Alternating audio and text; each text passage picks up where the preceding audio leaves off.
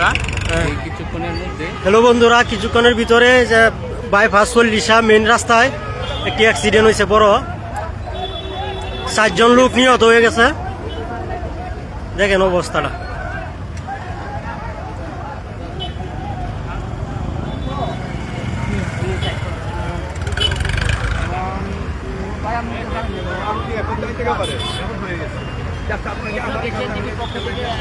আপনারা জানেন যে এদের পরে কিন্তু আজকে নেত্রকোনা সদর উপজেলার 40 ইউনিয়নের যে বাইপাসটি রয়েছে সেই বাইপাসে সড়ক দুর্ঘটনায় কিন্তু 4 জনের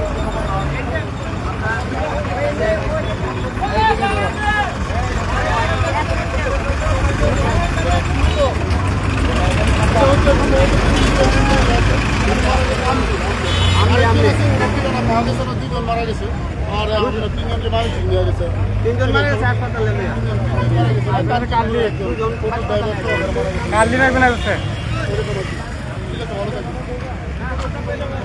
হাসপাতালে সমাধানের লোক নাই, গালি গাড়ি ছাড়ো।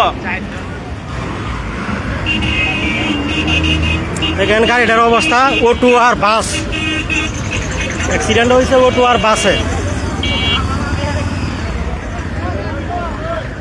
ভাই কি খবর হইল? দেখেন বাসের অবস্থা।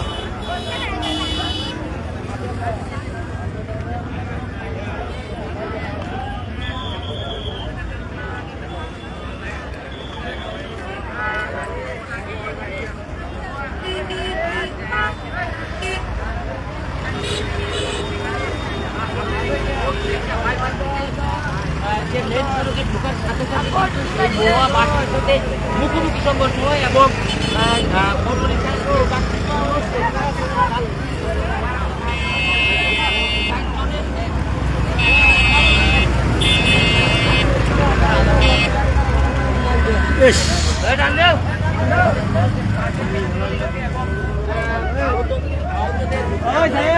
বাসের তলে গেছে গাড়ি অবস্থা। ওটু ভিতরে গেছি রে, ওটুটা ফিসিয়ালছে।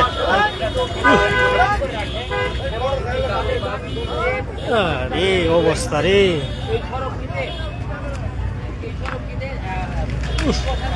করে ফিসিয়ালছে ওটুটা রে, ওটুটা ফিসিয়ালছে।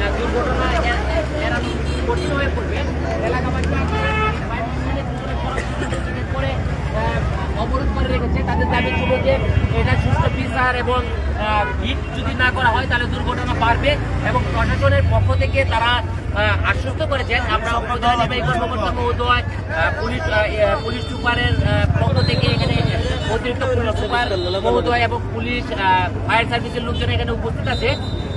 তারপর তারা আশ্বস্ত করেন এলাকাবাসীকে যে আগামী 24 ঘন্টার মধ্যে এই বাইপাসটি, ঝুঁকিপূর্ণ বাইপাসটি তারা মধ্যে নিয়ে যাবে এবং ভিড় করার যে ব্যবস্থা সেটা তারা করবে।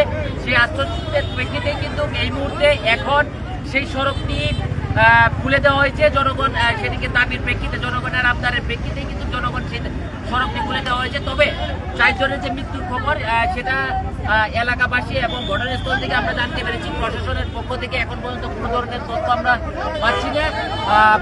পরবর্তীতে হাসপাতাল কর্তৃপক্ষ এবং প্রশাসনের পক্ষ থেকে কতজনের মৃত্যু হয়েছে সেটা আমরা জানতে পারবো। তবে এই মুহূর্তে যে অবস্থায় মহাসড়কটিতে প্রচুর পরিমাণ যানজট সৃষ্টি হয়েছিল,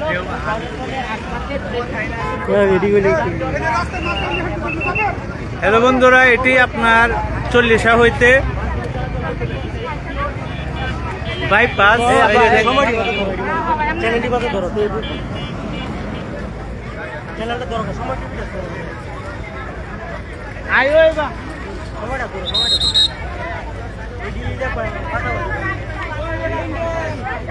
ওটুর বাদ ওটুটা ভিডিওটা করো।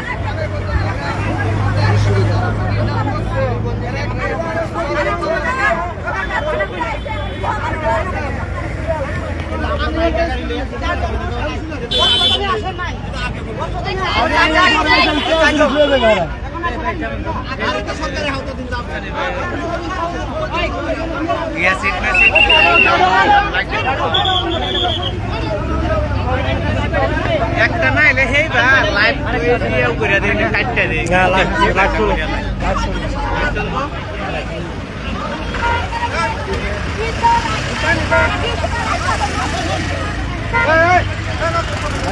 সাদাবাজি করার লাগে ঈদের আগে এমনি সাদাবাজি করার লাগে গাড়ি আটকে আটকে খালি সাদাবাজি করে